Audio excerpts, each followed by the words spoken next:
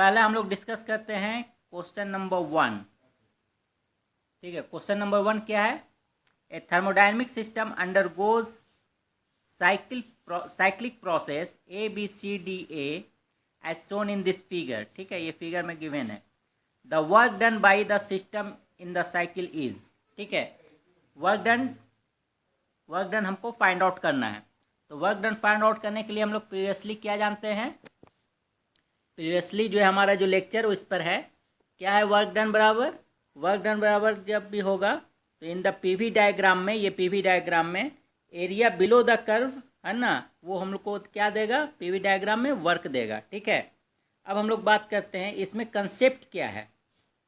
Concept ये है, बहुत सारा बुक में क्या होगा, इसको प्रॉब्लम को सोल्व किया होगा, बट हम लोग क्या करेंगे कि देख के ही पता चल जाएगा कि इसका जो है वर्क डन क्या होगा। ठीक है, ओके। अब आइए, अब हम लोग प्रोसेस का बात करते हैं। ये जो हमारा डिस्टेंस है, ये हमारा 2vs minus V that means कि vs है इसका डिस्टेंस, और ये डिस्टेंस एंड ये डिस्टेंस, ये हमारा p है एंड ये भी हमारा p है। ठीक है, अब हम लोग बात करते हैं ये जो हमारा प्रोसेस है, ये हमारा जो ट्रायंगल का जो प्रोसेस है, c इसको हम लोग कह दें e। ठीक है, ये पॉइंट को हम लोग e कह दें, तो क्या हो CEB है ना। ये हमारा क्या है? ये हमारा जो है एंटी क्लॉकवाइज है, एंटी क्लॉकवाइज डायरेक्शन है ना। तो वर्क हमको क्या देगा? वर्क हम लोग मान लेते हैं कि एंटी क्लॉकवाइज पॉजिटिव। ठीक है, और ये जो प्रोसेस है हमारा AED, ये हमारा क्या है? क्लॉकवाइज डायरेक्शन में है, ये हमारा क्लॉकवाइज डायरेक्शन में। तो इसका वर्क हमको क्या हो जाएगा? जस्ट अपोजिट हो जाएगा, मतलब निगेटिव हो जाएगा। तो अब हमको ये पूरा प्रोसेस का ABCDA प्रोसेस का हमको वर्क डन फाइंड आउट करना है। तो क्या हो जाएगा? क्योंकि ये डिस्टेंस क्या है? ये डिस्टेंस सेम है VS, ये डिस्टेंस क्या है? VS है, और ये दोनों का भी डिस्टेंस क्या है? सेम है ना। इस वजह से क्या होगा? वर्क भी जो प्रोड्यूस करेगा तो क्या हो जाएगा? वर्क जो प्रोड्यूस करेगा वो भी सेम वर्क प्रोड्यूस करेगा। देन सेम वर्क प्रोड्यूस करने के साथ साथ ये हमारा प्रोसेस क्या है?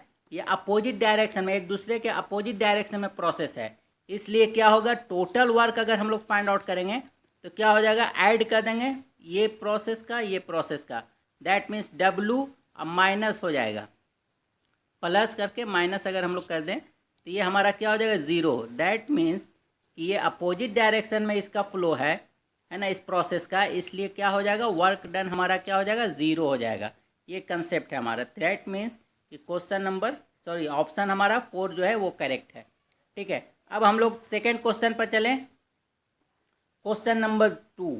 ठीक है, क्वेश्चन नंबर 2 में क्या है? A diatomic gas undergoes adiabatic compression and its volume reduced to half of initial volume, then its final pressure would be if initial pressure of gas is P।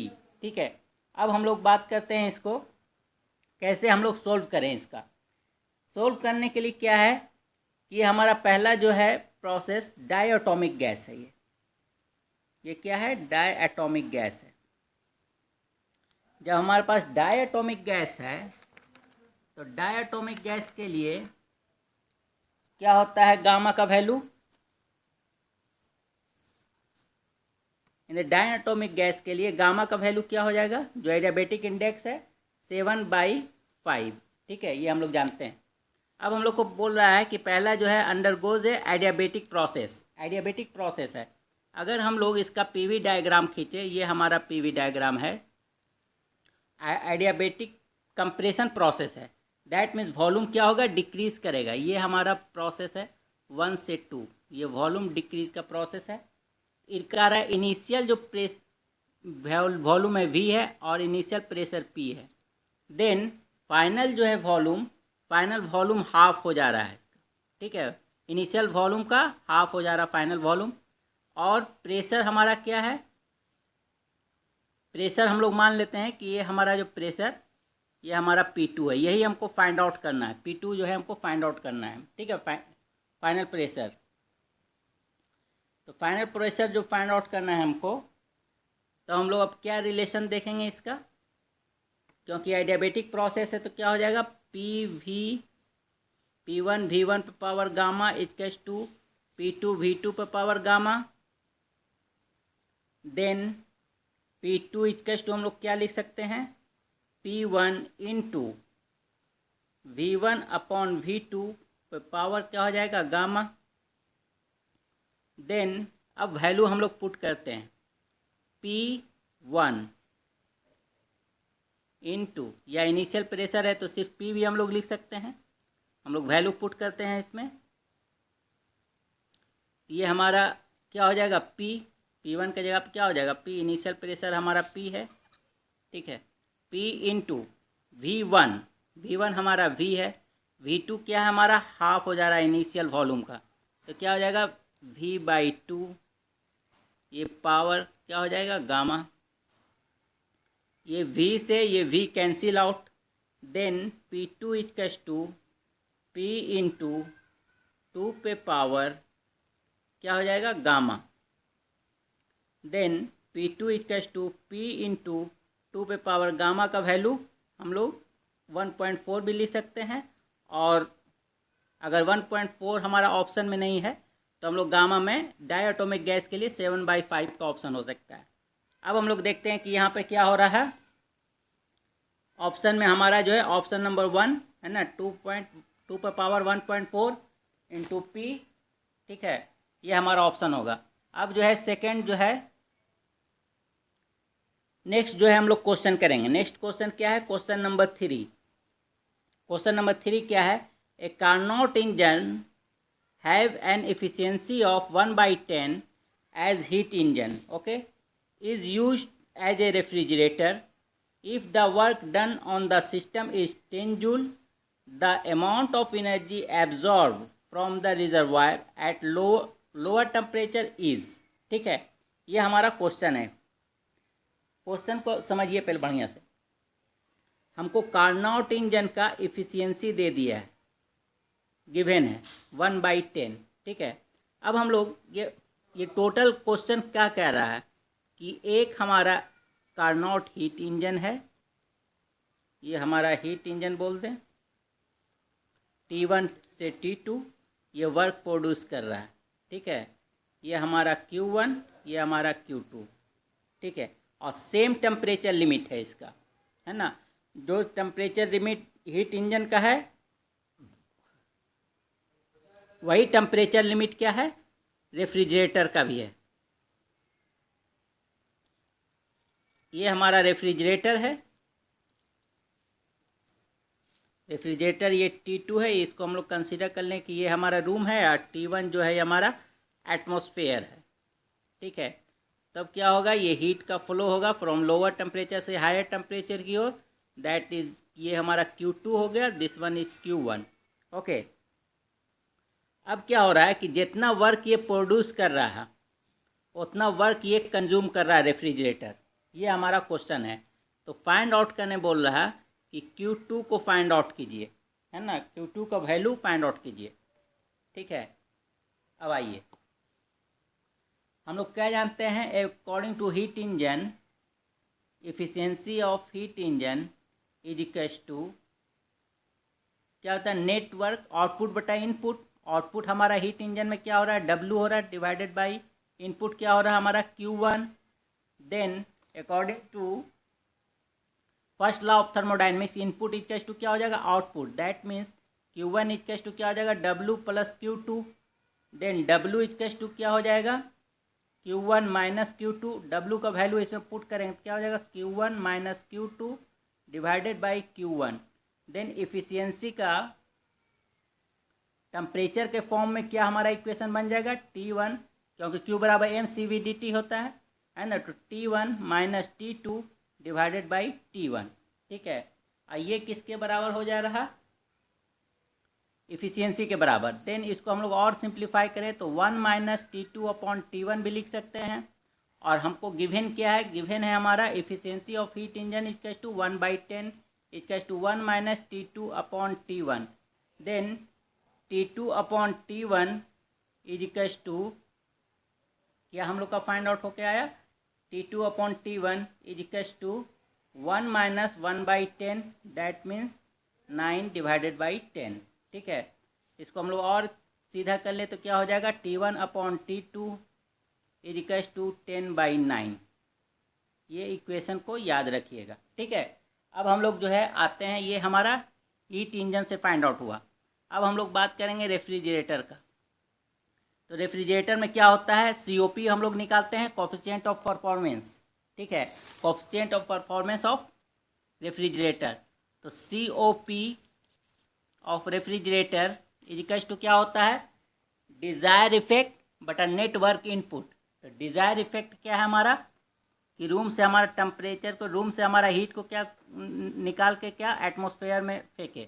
ठीक है, atmosphere में जाए, तो हमारा क्या डिज़ायर इफेक्ट है हमारा Q2 divided by network input, मतलब कि W। ठीक है, and according to first law of thermodynamics, Q input equals to क्या हो जाएगा, आउटपुट। हमारा इन क्या हो रहा है रेफ्रिजरेटर में, Q2 एंड W, और आउट क्या हमारा हो रहा है, Q1।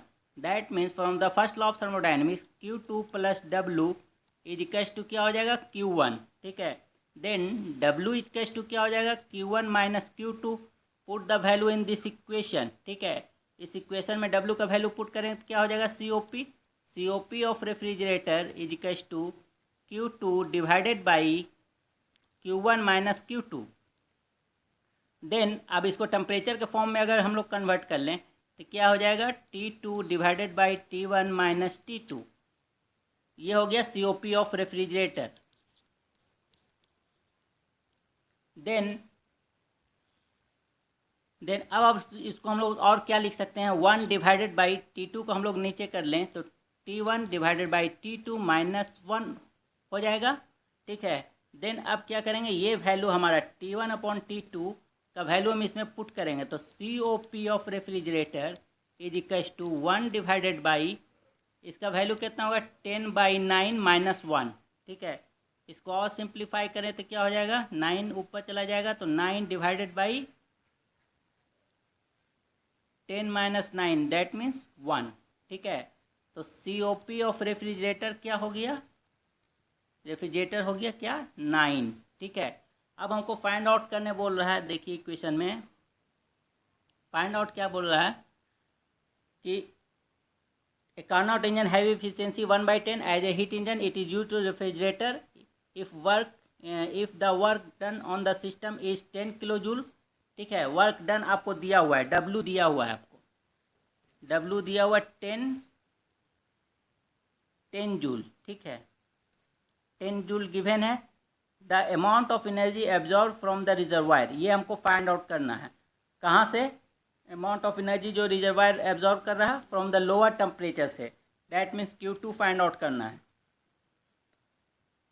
जितना हीट इंजन प्रोड्यूस कर रहा वर्क, टोटल का टोटल जो है कंज्यूम कर रहा रेफ्रिजरेटर, दैट मीन्स कि ये भी हमारा 10 जूल कंज्यूम करेगा। देन इक्वेशन क्या हो जा रहा, इक्वेशन हो जा रहा COP of refrigerator is equals to desire effect बटा नेटवर्क इनपुट। तो डिजायर इफेक्ट क्या है हमारा, Q2, network input W, then COP हम लोग ऑलरेडी फाइंड आउट कर चुके हैं, 9 is equals to Q2 divided by W का वैल्यू कितना हमको दिया हुआ है, 10 जूल है ना। देन Q2 इक्वल्स टू क्या हो जाएगा, 90 जूल। ये हमारा एब्जॉर्ब हीट मालूम चल गया। ठीक है, अब देखिए ऑप्शन में क्या है हमारा, ये 90 जूल। ठीक है, ये आपको सेकंड नंबर जो ये है, सेकंड नंबर जो ऑप्शन है वो हमारा उसमें हम लोग टिक मारेंगे। ठीक है, अब आ जाइए नेक्स्ट क्वेश्चन में, क्वेश्चन नंबर 4 ना। अब हम लोग चलते हैं क्वेश्चन नंबर 4 पे। ठीक है, क्वेश्चन नंबर 4 क्या है हमारा, फिगर बिलो शोन 2 पाथ। ठीक है, that may be taken by a gas to go from a state A to state C। ठीक है, in process AB 400 joule of heat is added to the system.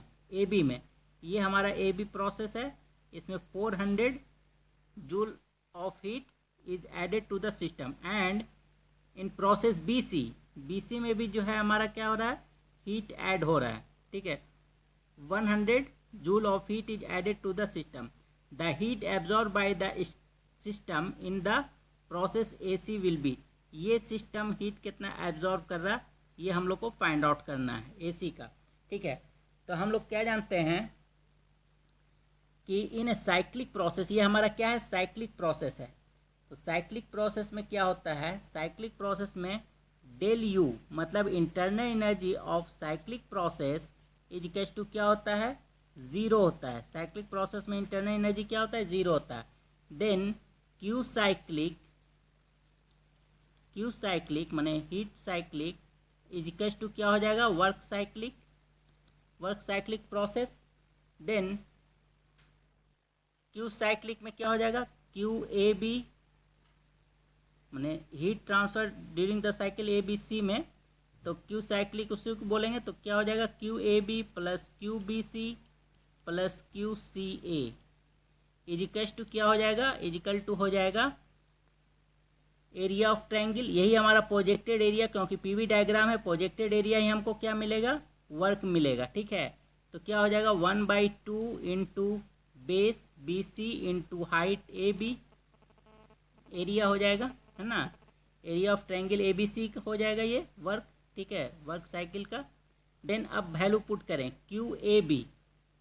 QAB हमारा कितना है 400 plus QBC 100 and QCA ये हमको find out करना है, और हमारा इसका वैल्यू पुट करेंगे 1/2 इंटू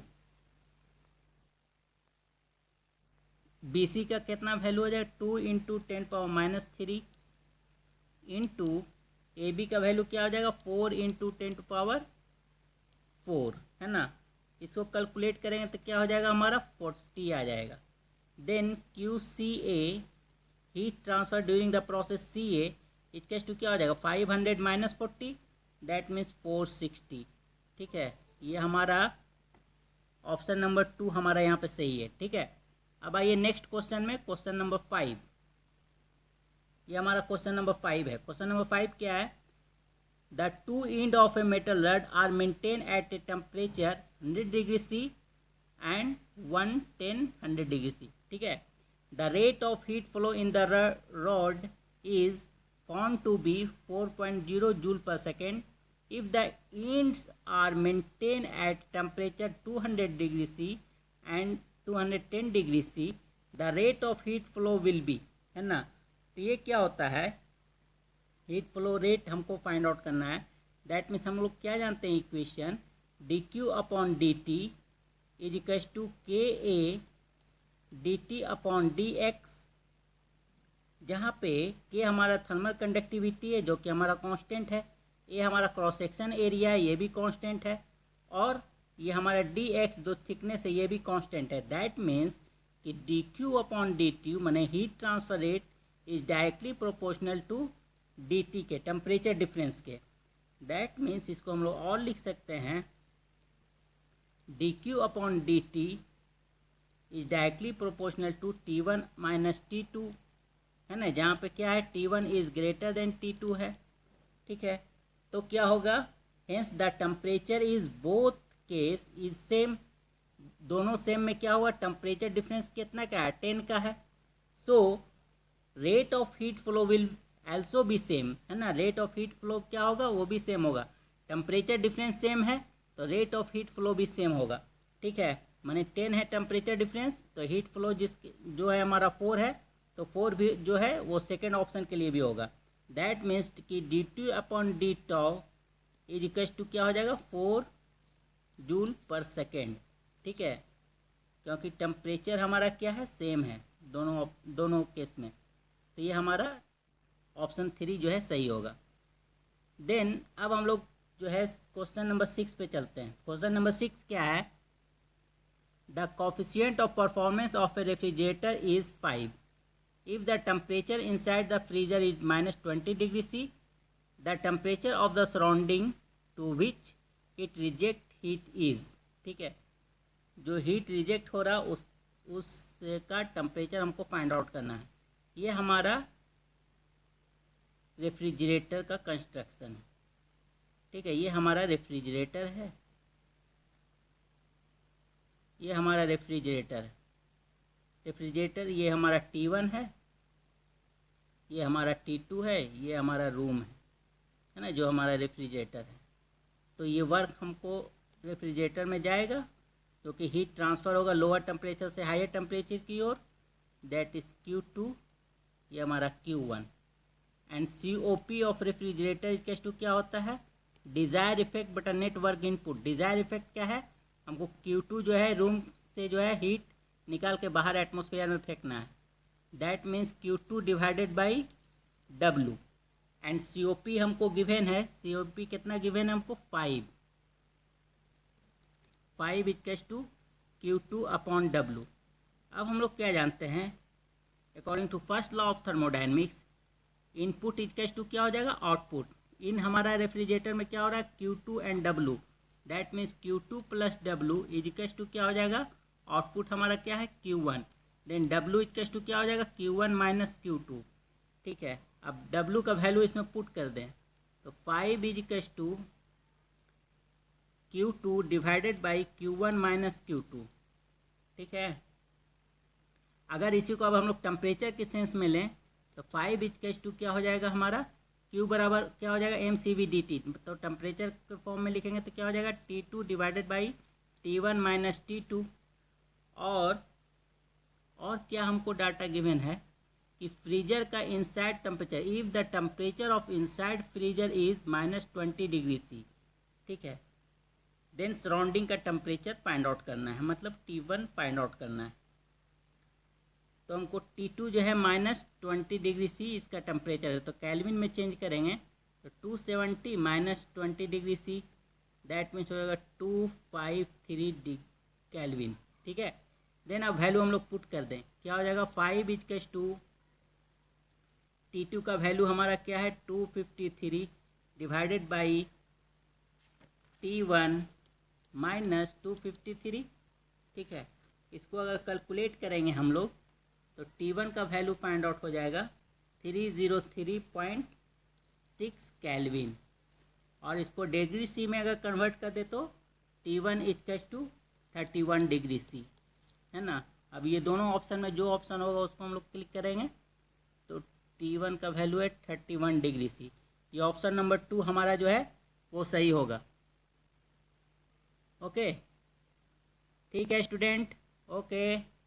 आप लोग इसको बढ़िया से बढ़िया ज़्यादा से ज़्यादा इसको शेयर कीजिए, है ना, लाइक कीजिए, कमेंट्स कीजिए इस पर, ताकि जो है हमको मोटिवेशन मिले। और आप लोग कमेंट भी कीजिए, अगर कोई भी प्रॉब्लम सोल्व नहीं हो रहा है या समझने में कोई दिक्कत हो रहा है तो आप प्लीज़ हमें कमेंट सेक्शन में ज़रूर जाके बताइए कि ये प्रॉब्लम को आप